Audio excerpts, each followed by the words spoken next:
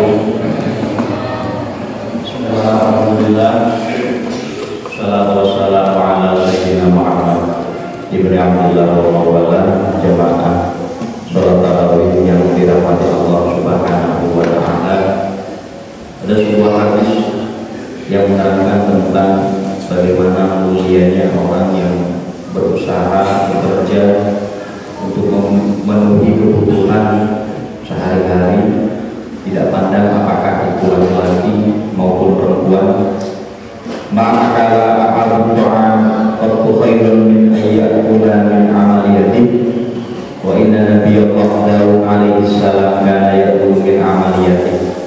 Artinya Nabi Muhammad mengatakan tidak ada seorang yang memakan makanan apapun yang lebih baik dari makanan hasil usahanya sendiri, yaitu dengan bekerja.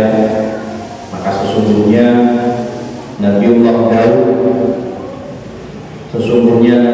Daud makan dari hasil usahanya sendiri.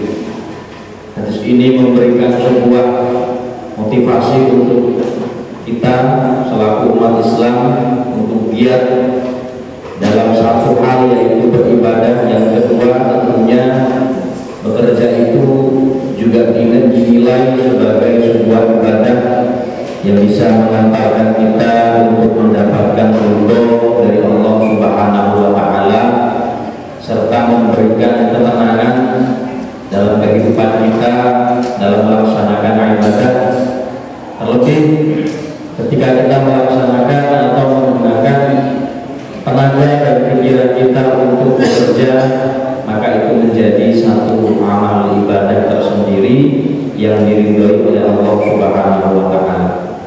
Terlebih kita sudah masuk di hampir pertengahan bulan Ramadan, walaupun dengan puasa dan jam yang berbeda tentunya, maka bekerja atau profesi yang kita lakukan di bulan Ramadan yang penting itu halal, itu juga memiliki 3 keutamaan sebagai bentuk dari etos kerja kita yang kita laksanakan di bulan Ramadan ini. Yang pertama, saat kita bekerja, siapapun baik laki-laki maupun perempuan, maka secara tidak langsung dia sudah memberikan aktivitas di dalam dirinya untuk dijadikan sebuah nilai sedekah atau nilai ibadah. Jadi Ramadan itu melipat gandakan nilai pekerjaan kita yang biasanya dilaksanakan sebagaimana untuk memenuhi kebutuhan sehari-hari, tapi karena ini dilaksanakan di bulan Ramadan, maka kita bekerja yang satu untuk bernilai ibadah, yang kedua juga untuk memenuhi kebutuhan sehari-hari.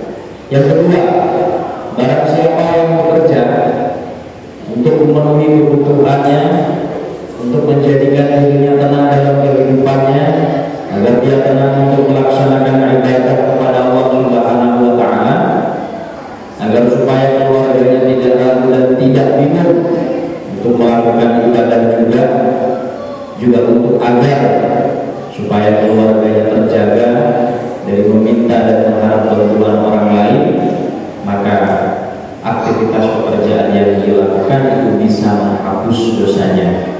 Terlebih juga sudah masuk di bulan Ramadan, maka segala aktivitas baik yang kita lakukan itu juga dinilai ibadah yang tentunya bisa menghapus dosa kita.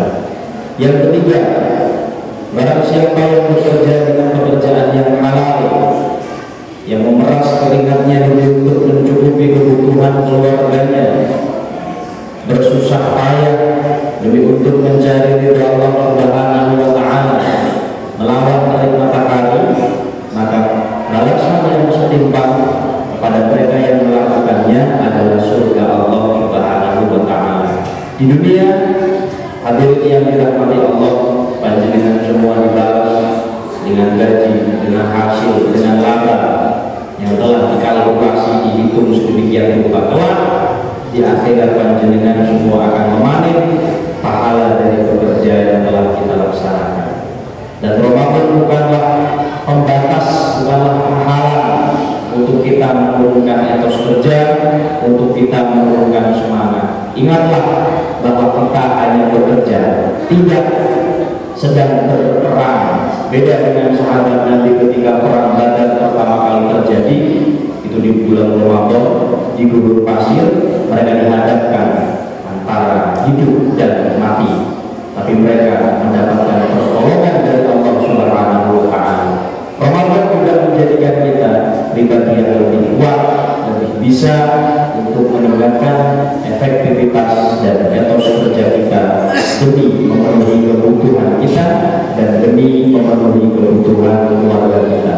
Maka tiga hal tersebut, yaitu dihapuskannya dosa, dilipat gandakannya pahala, dan dimasukkan kita semua ke surganya Allah Subhanahu wa Ta'ala, yang akan kita dapatkan kalau memang kita giat dan niat dalam melakukan pekerjaan yang kita lakukan. Semoga pekerjaan kita di bulan Ramadan ini benar-benar mendapatkan barokah dan pertolongan dari Allah Subhanahu wa Ta'ala, sehingga secara rohani kita tercukupi dan secara fisik kita juga tercukupi sandang, pangan, papan, dan lain sebagainya. Hadirin rahimakumullah, demikian yang dapat kami sampaikan.